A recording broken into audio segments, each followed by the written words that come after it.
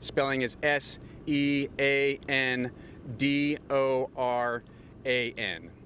Shortly after 7 o'clock, we received a call to respond to the corner of Live Oak Canyon Road and El Toro Road to support Orange County Sheriff at a scene of a reported shooting.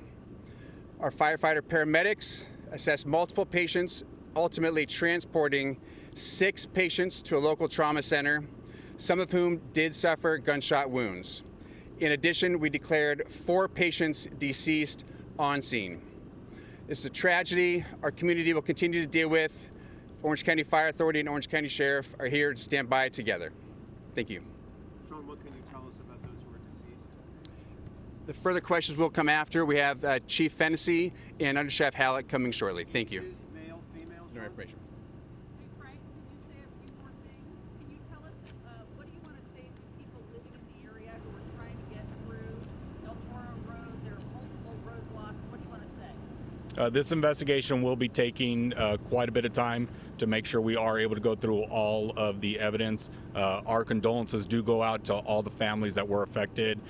In about an hour, we will have Chief Fennessy and Under Sheriff Halleck to answer any more questions. Thank you. Was the member of law enforcement that took down the shooter at the bar at that time, or did they receive a call? We're not going to talk about that right now. We will have another release in about 45 minutes to an hour. Okay, what about relocation centers and people wondering how they can find their loved ones, and if there is a list of people that were inside of the bar that are being detained right now? We will have more information on that a little bit later. Is there a relocation center? We will talk about that a little bit later. At 11 o'clock? Yeah, we're still working through all the details. Okay. Thank you, guys. All right, we didn't get a whole lot of information, but we did get some confirmation that the details that we have been talking about are basically true, and that is there was some sort of mass shooting that took place here at Cook's Corner in Trabuco Canyon. 6 people were transported to the hospital. As you heard the fire department spokesperson say, many of them did have gunshot wounds, but he wasn't specific on how many. And he did confirm that 4 people now are dead at the scene. The Sergeant Frank Gonzalez from the OC Sheriff's Department did confirm that there was a mass shooting there and that law enforcement did finally take the gunman down. That's all we know at this point. No identifications, no specifics on the details, and obviously there's a lot going on with this investigation. It's going to take some time. We did get initially some word that there would be a press conference at 10:45, but you just heard that that press conference may actually take place in about an hour from now. By then, we'll be on Eyewitness News at 11 o'clock.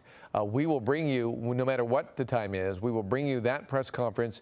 Hopefully the sheriff will be present at that time. That's what's expected, and perhaps more information, specifically not just on the investigation and what happened, because those seem to trickle in very slowly, but how is the community going to handle this? What roads are going to be blocked, et cetera? And as you heard Jory Rand asking, is there a place for loved ones to go as they're trying to find out more information about folks that they may know that were there at the scene? A lot more information is coming up. Hang on one second, Michelle. Okay. 7:04 is when it happened. Deputies were on the scene by 7:06. Very fast, in 2 minutes. And perhaps that saved a lot of lives, as we're finding out now. Law enforcement did take down the gunman. Still, mass carnage in the little bit of time that he had.